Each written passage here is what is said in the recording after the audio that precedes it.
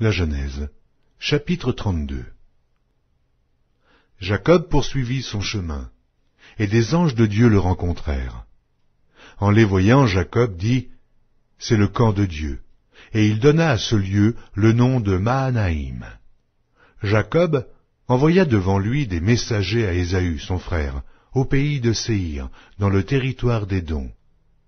Il leur donna cet ordre.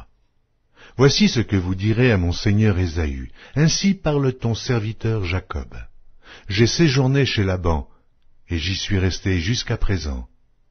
J'ai des bœufs, des ânes, des brebis, des serviteurs et des servantes, et j'envoie l'annoncer à mon seigneur, pour trouver grâce à tes yeux. » Les messagers revinrent auprès de Jacob en disant, « Nous sommes allés vers ton frère Ésaü, et il marche à ta rencontre, avec 400 hommes. » Jacob fut très effrayé, saisi d'angoisse.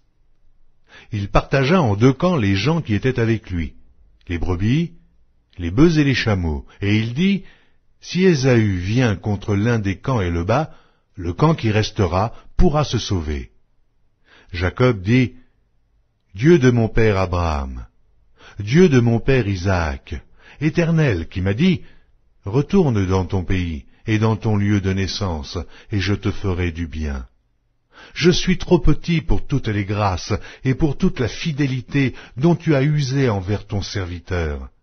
Car j'ai passé ce Jourdain avec mon bâton, et maintenant je forme deux camps. Délivre-moi, je te prie, de la main de mon frère, de la main d'Ésaü, car je crains qu'il ne vienne et qu'il ne me frappe avec la mère et les enfants. Et toi, tu as dit, je te ferai du bien, et je rendrai ta postérité comme le sable de la mer, si abondant qu'on ne saurait le compter. C'est dans ce lieu-là que Jacob passa la nuit. Il prit de ce qu'il avait sous la main pour faire un présent à Ésaü, son frère. 200 chèvres et 20 boucs, 200 brebis et 20 béliers, 30 femelles de chameaux avec leurs petits qu'elles allaitaient, 40 vaches et 10 taureaux, 20 ânesses et 10 ânes. Il les remit à ses serviteurs, troupeau par troupeau, séparément, et il dit à ses serviteurs, « Passez devant moi, et mettez un intervalle entre chaque troupeau. » Il donna cet ordre au premier, « Quand Ésaü, mon frère, te rencontrera et te demandera, « À qui es-tu et où vas-tu et à qui appartient ce troupeau devant toi ?» tu répondras, « À ton serviteur Jacob. C'est un présent envoyé à mon seigneur Ésaü, et voici, il vient lui-même derrière nous. » Il donna le même ordre au second, au troisième, et à tous ceux qui suivaient les troupeaux. « C'est ainsi que vous parlerez à mon seigneur Ésaü, quand vous le rencontrerez.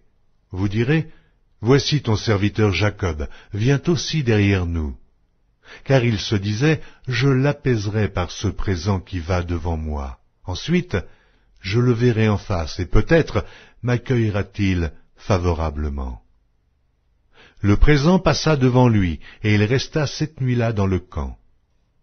Il se leva la même nuit, prit ses 2 femmes, ses 2 servantes, et ses 11 enfants, et passa le gué de Jabbok. Il les prit, leur fit passer le torrent, et le fit passer à tout ce qui lui appartenait. Jacob demeura seul. Alors un homme lutta avec lui jusqu'au lever de l'aurore. Voyant qu'il ne pouvait le vaincre, cet homme le frappa à l'emboîture de la hanche, et l'emboîture de la hanche de Jacob se démit pendant qu'il luttait avec lui. Il dit, « Laisse-moi aller, car l'aurore se lève. » Et Jacob répondit, « Je ne te laisserai point aller, que tu ne m'aies béni. » Il lui dit, « Quel est ton nom ?» Et il répondit, « Jacob. » Il dit encore, « Ton nom ne sera plus Jacob, mais tu seras appelé Israël, car tu as lutté avec Dieu, avec les hommes, et tu as été vainqueur. » Jacob l'interrogea en disant, « Fais-moi, je te prie, connaître ton nom. » Il répondit, « Pourquoi demandes-tu mon nom ?»